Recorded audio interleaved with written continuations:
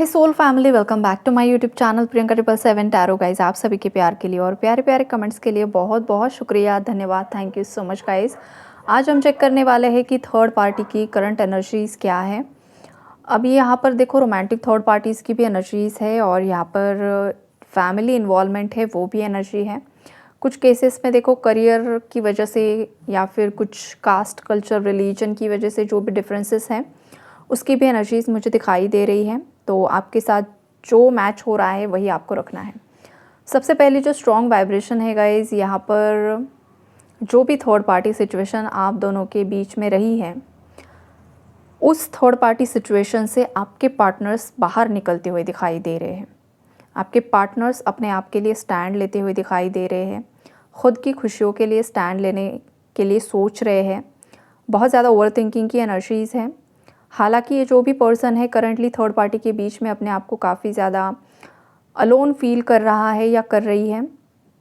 Universe ने इस person को बहुत समय से अकेला कर दिया था ताकि आपके पार्टनर्स को समझ में आए कि सच्चाई क्या है, झूठ क्या है। और बहुत समय के आइसोलेशन के बाद ये पर्सन देखो धीरे धीरे ना अवेयरनेस की तरफ आगे बढ़ रहे हैं। थर्ड पार्टी से रिलेटेड बहुत सारी क्लैरिटी आपके पार्टनर्स को यहाँ पर मिलते हुए दिखाई दे रही है गाइज़। 8 ऑफ वॉन्ड्स का जो कार्ड है ना गाइज, वो रिवर्स्ड में है। मतलब थर्ड पार्टी के साथ आपके पार्टनर नो कांटेक्ट में मुझे दिखाई दे रहे हैं या फिर लेस कांटेक्ट हो सकता है, लेकिन मैक्सिमम केसेस में यहाँ पर नो कांटेक्ट है। बातचीत पूरी तरीके से बंद है। अब अगर ये रोमांटिक थर्ड पार्टी है तो कुछ केसेस में गाइज ये साइकिल बहुत समय पहले ही ब्रेक हो चुकी है। कांटेक्ट बहुत समय पहले ही बंद हो चुका है। किसी फीमेल की एनर्जी है स्ट्रॉन्ग आपके पार्टनर की लाइफ में, तो उसके साथ कनेक्शन तो एंड हो चुका है, बातचीत बंद हो चुकी है।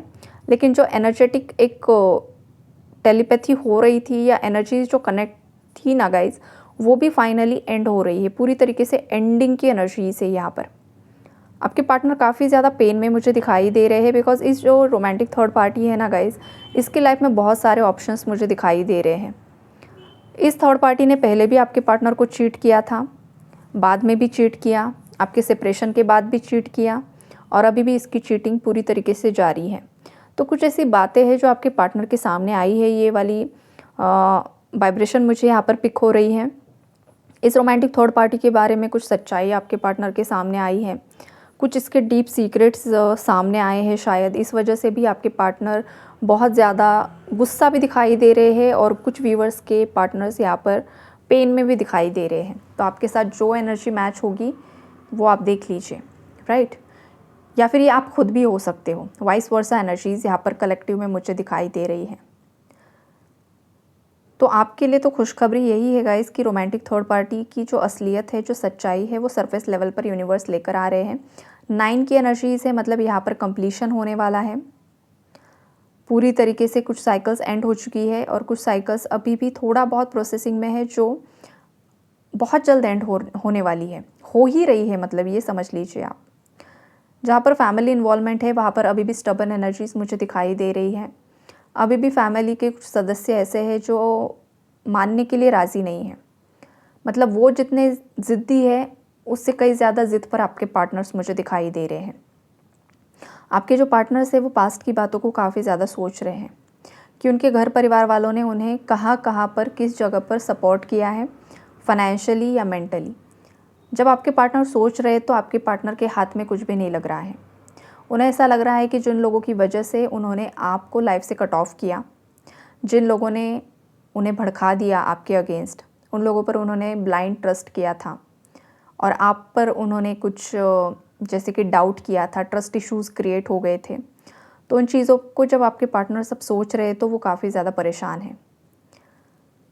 तो कुछ व्यूवर्स के जो पार्टनर्स हैं ना गाइज, वो ये सोच रहे हैं कि देखो कभी कभी क्या होता है ना कि मेंटल पीस के लिए, लाइफ में सुकून पाने के लिए ना, कुछ चीज़ों को लेट गो करके, झगड़ों को लेट गो करके, सब चीज़ों को पीछे डाल के एक न्यू बिगिनिंग ये पर्सन आपके साथ करना चाहते हैं। रिकन्सिलेशन की वाइब्रेशन है यहाँ पर। अगर किसी के पार्टनर ने आपको चीट किया है, फिर वो चीटिंग देखो फैमिली को आगे रखना, आपको कट ऑफ करना, ये भी एक तरह की चीटिंग ही होती है गाइस। या फिर और किसी पर्सन को एंटरटेन कर दिया, वो तो एक अलग लेवल की चीटिंग है। तो ये जो कुछ भी चीट इस पर्सन ने आपके साथ किया है ना, ये पर्सन बहुत ज़्यादा मुझे शर्मिंदा दिखाई दे रहे हैं। इनकी लाइफ में भी पास्ट में बहुत सारे ऑप्शंस रहे हैं।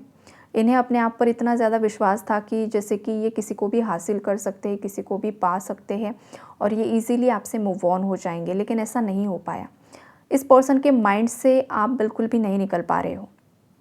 24/7 आप इस पर्सन के माइंड में मुझे दिखाई दे रहे हो। मतलब कोई काम भी कर रहे हैं ना, तो आप ही उनके माइंड में मतलब काम करते हैं, किसी से बात करते हैं, खाना खाते हैं, जो कुछ भी करते हैं, माइंड में एक जगह आप उनके चलते रहते हो। ये स्ट्रॉन्ग वाइब्रेशन है। हो सकता है आप आपके ट्विन पार्टनर के साथ भी डील कर रहे हो। तो ये चीज़ें यहाँ पर मुझे दिखाई दे रही है और इस पर्सन को समझ में नहीं आ रहा है कि आखिरकार मैंने पास्ट में इतनी सब गलतियाँ क्यों कर दी। बिकॉज आँखों पर से पट्टियाँ हट रही है, एनर्जी क्लीन हो रही है, एनर्जी अलाइनमेंट में आ रही है। इस पर्सन का थर्ड आई चक्रा हील हो रहा है। जो भी कन्फ्यूजन्स थे, जो भी इल्यूजन्स थे, जो भ्रम था, वो भ्रम यहाँ पर टूट रहा है। और जब भ्रम टूट रहा है तो इस पर्सन को अपने आप पर ही बहुत ज़्यादा शर्मिंदगी ही महसूस हो रही है कि उन्होंने ऐसा कैसे कर दिया। हो सकता है आपके पार्टनर्स भी काफ़ी ज़्यादा हेल्पिंग नेचर रहे हैं गाइस।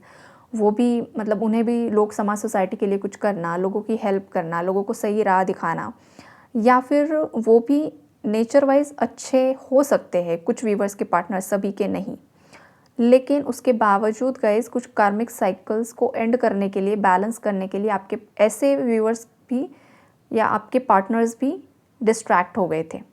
बिकॉज कर्मा कार्मिक साइकिल्स ही कुछ इस तरीके की थी कि उस टाइम फ्रेम में या तो आप खुद या तो आपके पार्टनर भ्रमित हो गए। और जब आप सही ट्रैक पर आ रहे हैं तो सोच रहे हैं कि क्यों थर्ड पार्टीज़ को एंटरटेन कर दिया। ये वाली स्ट्रॉन्ग वाइब्रेशन है। कुछ व्यूअर्स के पार्टनर्स आज भी काफ़ी ज़्यादा स्टबन है गाइज, अब्यूजिव है, बहुत ज़्यादा टॉर्चरिंग है, बहुत ज़्यादा नेगेटिव है। आज भी ये पर्सन सुधरने के लिए राज़ी नहीं है। तो ऐसे केस में यूनिवर्स आपको बताना चाहते हैं कि देखो, ये इंसान जानबूझकर थर्ड पार्टीज़ को एंटरटेन कर रहा है या कर रही है, जो भी आपकी पार्टनर है, मेल फीमेल। तो ऐसे स्टबन बिहेवियर वाले जो भी हैं, वहाँ पर आपको हेल्दी बाउंड्रीज सेट करनी है। और जिस तरीके का कर्मा है, कार्मिक साइकिल से आपको गो विद द फ्लो की एनर्जी में रहना है। गो विद द फ्लो का मतलब ये भी नहीं है गाइस कि आप इस पर्सन को चेज़ करो, राइट। ये वाली एनर्जीज है। किसी के लिए ये भी मैसेज निकल कर आ रहा है कि देखो, हमेशा सामने वाला ही गलत नहीं होता है। पता नहीं किसके लिए चैनलिंग हो रही है, लेकिन हाँ, कोई है जो बार बार सामने वाले इंसान को ही ब्लेम कर रहा है, अपने पार्टनर को ही ब्लेम कर रहा है कि क्यों उसने उस थर्ड पार्टी को चुना। अगर वो उस थर्ड पार्टी को नहीं चुनती, वो उस थर्ड पार्टी को नहीं चुनता, तो शायद आज हम दोनों साथ में होते। यही किसी के माइंड में चल रहा है। तो देखो, ये जिसके माइंड में भी चल रहा है ना, यूनिवर्स आपको बताना चाहते हैं लाइफ में जो कुछ भी होता है इंसान के, कुछ कर्मा होते हैं, कुछ कार्मिक साइकिल्स बैलेंस होने के लिए भी ऐसा सब कुछ होता है। ये भगवान की लीला होती है। तो आप खुद भगवान नहीं हो, आप किसी को ब्लेम ना कीजिए। अगर वो इंसान सच में गलत है तो उसे ठोकर ज़रूर लगेगी, या तो वो लौट कर आएगा, या फिर वो अगर आपके लिए सही नहीं है तो यूनिवर्स उसे आपकी लाइफ से हटाना चाहते हैं। इसका सीधा जवाब यही है। लेकिन आप खुद सोचो कि अगर वो उसके साथ नहीं जाती या नहीं जाता है, उसका साथ नहीं देता, तो फिर मैं शायद कुछ और करता। तो कर्मा है भाई, यहाँ पर किसी के लिए यूनिवर्स बताना चाहते हैं कर्मा है यहाँ पर, इसीलिए ये सब चीज़ें हुई हैं। आपसे भी कुछ गलतियाँ ज़रूर से ज़रूर हुई है, इसीलिए यूनिवर्स आपको भी समझाना चाहते हैं कि गलतियाँ तुमसे भी हुई है। तुमने भी बहुत ज़्यादा कभी कभी आप भी बहुत ज़्यादा ज़िद पर आ जाते हो। बहुत ज़्यादा ज़िद्दी है यहाँ पर कोई, अपनी ही चलाना चाहता है। तो यूनिवर्स बताना चाहते हैं कि अपनी चलाना बंद कर दो, हमेशा तुम सही नहीं हो सकते हो। ये किसी के लिए मैसेज बीच में ही चैनलिंग हुई है। जिसके लिए आई होगी उसे पता चला होगा, बिकॉज आपको पता है आप किस एनर्जी में ऑपरेट कर रहे हो, राइट। तो यहाँ पर थर्ड पार्टीज़ जो भी है उन्हें अब आइसोलेशन में डाल दिया गया है। अब उनकी अवेकनिंग स्टार्ट होगी। अब उनकी लाइफ में एक के बाद एक टावर की एनर्जी स्टार्ट होने वाली है। बिकॉज उन लोगों को भी यूनिवर्स समझाना चाहते हैं कि तुम जिस गलत राह पर हो ना, तुम्हें सही ट्रैक पर आना है। ये चीज़ें यहाँ पर मुझे दिखाई दे रही है। अगर वो समझते हैं तो अच्छा है, नहीं समझते हैं तो फिर यूनिवर्स का अलग तरीका होता है हर एक इंसान को सही राह पर लेकर आने का।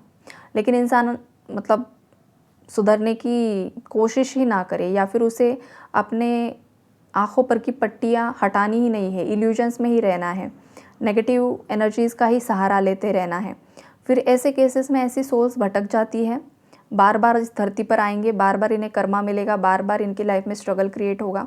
कभी कभी फिर ऐसे जो सोल्स होते हैं ना, जो स्टबन एनर्जीज़ है, जो स्टबन थर्ड पार्टीज़ है आपकी लाइफ की, जो बहुत ज़्यादा लालची है, बहुत ज़्यादा मल्टीपल रिलेशनशिप्स में रहना, बहुत ज़्यादा लोगों को बदनाम करना, लोगों के बारे में चुगली करना, लोगों के बारे में गलत बात करना, या फिर जो भी लोअर वाइब्रेशनल एनर्जीज़ है आपकी लाइफ में, आपको पता है, और ये सुधरने के लिए राज़ी ही नहीं है, तो उन लोगों के केस में मुझे ये दिखाई दे रहा है कि इनका रूट चक्रा ब्लॉक कर दिया जाएगा।